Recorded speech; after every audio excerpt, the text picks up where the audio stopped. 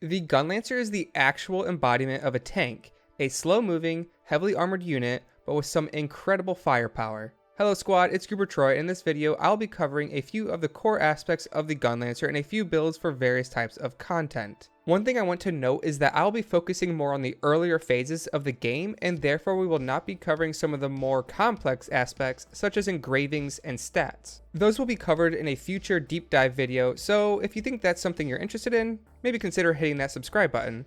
The first thing I want to go over is the type of role a Gunlancer plays in PvE content. Many people perceive the Gunlancer as the premier tank in Lost Ark, but this isn't necessarily true. The Gunlancer is tanky, yes, but they do not have an actual way to consistently hold boss aggro. Instead, the Gunlancer functions more like a support DPS hybrid. They have an ability which has taunt-like mechanics, but what it actually does is interrupts a boss's current attack pattern. This is still extremely helpful as it can save people in a bad position, or it can cause a boss to stand still for a moment, allowing players to squeeze out that little bit of extra DPS. In addition to this unique taunt mechanic, the Gunlancer brings additional support through damage mitigating shields, defense drops, and an exceptional amount of boss impairment. For this next section, I want to quickly go over the class identity for the Gunlancer. Like most classes, the Gunlancer fills a bar as he attacks. This bar can be used on two different skills, the first being a personal shield. You'll shield yourself, preventing incoming damage and preventing knockdowns. You can still get stunned through the shield though. This personal shield will be very important for reliably getting your damage off, as it lets you stay in the fight while others would have to normally back off. The other class identity skill is where the Gunlancer leaps to a targeted area, roots himself, and then deploys a shield which absorbs damage allies would take as long as they are standing within the vicinity. Because this second identity skill roots you in place, it can actually be detrimental if not used wisely. Finally, the shields you receive will be more powerful the higher your identity meter is, but it will quickly deplete your meter as your shields take damage. Now let's get into some of the builds you will be using, starting with leveling. Leveling content is where Gunlancer will feel extremely slow and boring, so just be aware of that. Since this is a leveling build, the skills fluctuate as you acquire them, so I will list more of a priority system in the skills as you unlock them, so you have an idea where you should be investing your skill points. For the top priority skills, we have Charged Stinger, Hateful Cry, and Guardian's Thunderbolt in that order. Charged Stinger is unlocked at level 20, it has a long cooldown, but it does one of the Gunlancer's biggest bursts of damage. This will be important for dungeon bosses and one-shotting mobs if you get them grouped up. Level this up to 10 as soon as possible using the 222 tripods. Hateful Cry is unlocked at level 24. This skill does a little bit of damage around you, and what makes this extremely strong though is the second tier tripod called Survival of the Fittest, which does massively increase damage to normal mobs. You will want to keep this at level 7 for the entire leveling process with the 2 tripods. Lastly, for Guardian's Thunderbolt, it's another burst AoE cooldown. This is unlocked early on at level 14.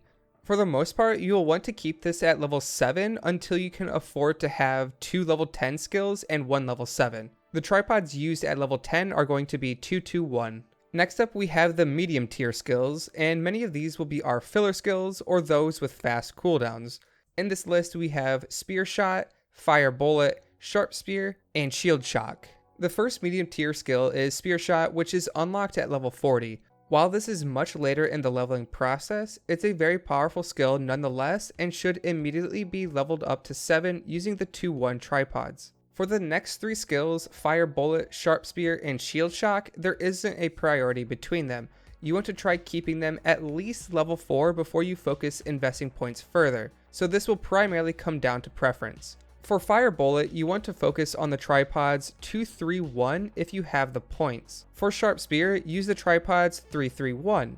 And lastly, for Shield Shock, use 3-1-1 or 1-1-1. And finally, we have the low tier skills, and there are only 2 of them, Bash or Leap Attack. Use whichever you prefer. Bash stuns enemies and with a tripod also reduces armor. This can be a good option for boss battles if you invest in the armor reduction. Leap Attack gives the Gunlancer some mobility and extra AoE damage.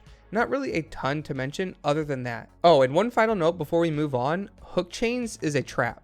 The skill feels nice to clump enemies up, but for the most part, due to its long cooldown, is not worth the investment. You will be better off using other skills. And now we get into our first endgame build section, mob builds. This is content such as chaos dungeons where you will have to kill mass amounts of enemies quickly. Once you reach level 50, you will have 252 skill points to assign, so I will be taking that into account for these builds.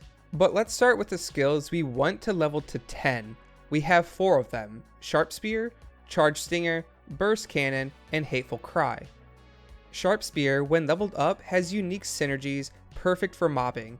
Normally this attack simply stabs forward, but with the first tripod, the attack becomes an overhead spin, making it hit in a circle around the Gunlancer. The second tripod we use alters the hit stun of the attack. Normally when enemies are hit, they get staggered and knocked away slightly.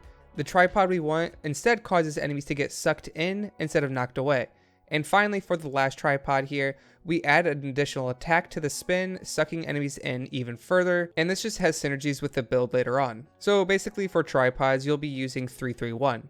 And for Charge Stinger, once again, this ability just does a ton of damage. Since all the enemies in the dungeon are going to be swarming to you, you'll be able to wipe out big waves of enemies with each use. It also helps when dealing with any boss encounters inside the Chaos Dungeon.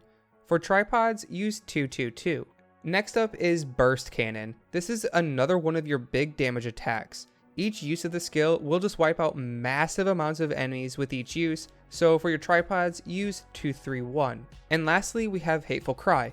We already covered the skill in the leveling guide, and we want to take it for similar reasons. However, by leveling it up to 10, we unlock a tripod which greatly improves our survivability. When going the 1-2-1 tripod route, not only will Hateful Cry deal burst damage, but it now debuffs enemies hit, increasing the damage the players will deal to that target's head. But most importantly, it gives us a large chunk of class identity meter, letting us shield ourselves more often from damage. This next set of skills will be leveled to 7, and there are 3 of them: Guardian's Thunderbolt, Leap Attack, and Shield Shock. As mentioned in the leveling build, Guardian's Thunderbolt is a great burst AoE skill, which also provides crowd control in the form of paralysis. For tripods, I use 2-2. Leap Attack in this case gets leveled up to 7 due to having a great area of effect tripod in the form of a persistent ground effect. By using the electric tripod, wherever you land after the attack will leave behind an electric current, dealing damage to enemies who continue to stand in it. For tripods, go 2-2. And finally we have Shield Shock. This is a short cooldown area of effect skill which slows enemies hit. Pretty simple. But with the tripod build of 3-3, we reduce the armor of any enemies hit by the skill, increasing our damage output. In addition, whenever Shield Shock does damage, it provides a buff which increases your defense, increasing your survivability. For the last skill, it's up to your personal preference. Since there won't be any remaining skill points, this skill will be left at 0. I recommend using a filler skill, such as Fire Bullet, for a little bit more sustained damage, or perhaps go Counter Spear for some extra burst. And now in this next section, we will look at some boss builds to get ready for those Guardian raids. These builds will focus on single target damage while also assuming you are playing within a group, as raids tend to be group oriented content. Once again, I will assume there are 252 skill points to use. The primary skills you want to focus on, the ones that you'll be leveling up to 10 again, are Charge Stinger, Spear Shot, Burst Cannon, Hateful Cry, and Elagia's Energy. I'm probably starting to sound like a broken record, but Charge Stinger is just a very powerful nuke. Use the build 2-2-2 for maximum damage. Next up, Spear Shot is a decently long cooldown, but deals pretty solid burst. Use the 2-2-2 tripods for the best damage output. Burst Cannon can be turned into one of the best burst cooldowns in the game if you go the 3-3-2 build. This cooldown is probably the most important skill because of its high level of impairment. Landing these consistently will impair the boss, stunning them for a brief moment, letting your team freely attack. For the 4th skill, we take Hateful Cry because of the taunt mechanic I mentioned previously. Hateful Cry, when used during a boss's attack pattern, will interrupt his attack. This is amazing for both saving people from death or letting people continue attacking as the boss stands still for just a brief moment. By leveling up to 10, you also apply a debuff which increases head damage while providing you with some additional survivability. Use the 1-3-1 tripods. And lastly, for our level 10 skills, we have Elagia's Energy. This is a raid-wide support skill which normally reduces incoming damage. But with a 3-1-2 build, you will begin providing shields to allies while also reducing damage taken, making this a very powerful defensive skill. For the final 3 skills, we will invest 4 points each. These skills are Counter Spear, Shield Push, and Bash. Counter Spear is some extra burst damage while also getting you out of some sticky situations. When using Counter Spear, you gain a massive shield for 2 seconds. If an attack hits you during the first second of the counter, you strike back, dealing damage. This is great for when you can't avoid a boss's attack. For the tripod, use the first one as it gives you a damage buff on successful counters. Next is Shield Push. This attack doesn't deal very much damage overall, but it has a short cooldown and inflicts a substantial amount of impairment damage to the boss. For the tripod, use 3 for faster attacks or 1 for armor reduction. And lastly, we have a very important skill, Bash. Bash is the Gunlancer's counter. When the boss turns blue, hitting them with a bash will stun them briefly, letting you get some free hits in. The other strong aspect with Bash is it provides an armor debuff to the boss if you utilize the first tripod.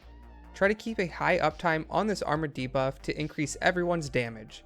I do want to note that Bash has a very short range though, and if you're struggling to get counterattacks, you can replace Bash with Spear Upper Shot, which also functions as a counterattack, but it just doesn't have the armor debuff functionality. And that about wraps it up for this intro guide to the Gunlancer.